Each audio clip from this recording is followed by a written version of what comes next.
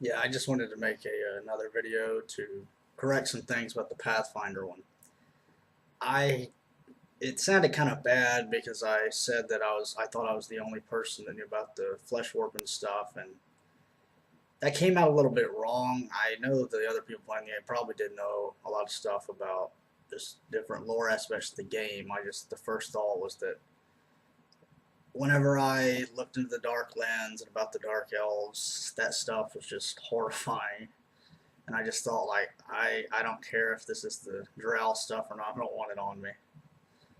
And I also misspoke a bit when I was talking about my character not dying.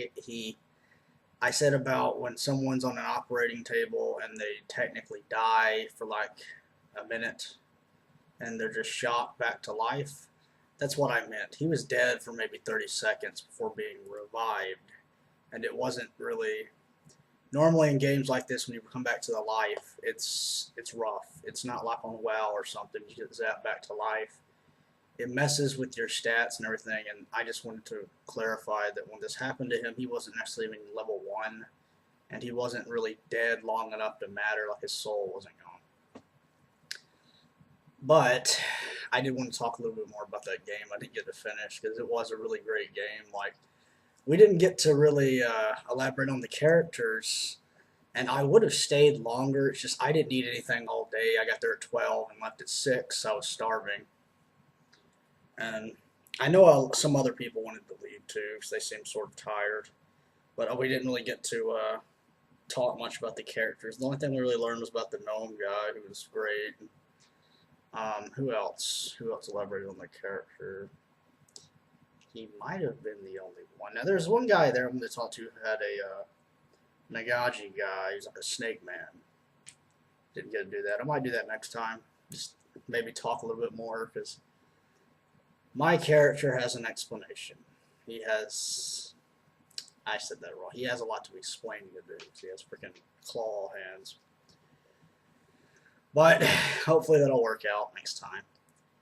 And I think that's another thing I kind of messed up on was about talking about law and chaos in Pathfinder games. The way it works is it's on an axis of law, chaos, neutrality, good, and evil.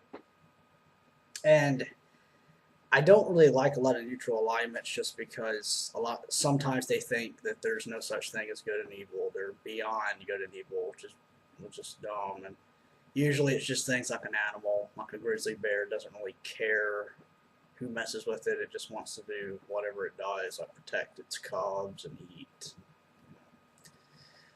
And monks in that game have to be lawful, as in not just follow their monk code, they have to follow any kind of laws, no matter how ridiculous.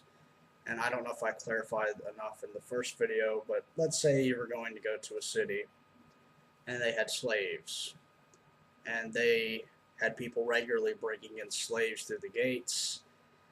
It would be illegal for you to stop them from getting slaves. And even if I had a good character that was lawful, I don't even know if they could do that. They could not act and help those people. Which I actually do have a monk, and his lawful good aspect is less strict like that and more tries to live in balance and harmony with things. He looks as most aspect of law is trying to find a balance and harmony with certain things because he's an elf from the South Pole where if you don't have some type of magic or know how to survive, you will die very quickly. And they kind of looked past the chaos of the elements there and tried to find harmony in the nature, which, as you can imagine, the South Pole is hard to do. And if you didn't do everything exactly right, you would probably die. So this monk might run into trouble later because if he saw something like that, he would immediately attack and kill the people doing it. He's a pretty tough character. But the guy I'm playing now is too chaotic. Like he's not really the type to immediately attack. He usually thinks up some type of plan to maximize his success. But the man has claw hands. I mean, that just shows you what he's willing to do to get something done. And I think that clears up everything for this video. And the other video, like I said, talking about more supernatural garbage, like maybe the Dover Demon. Maybe you knew what that is. That has a very interesting story.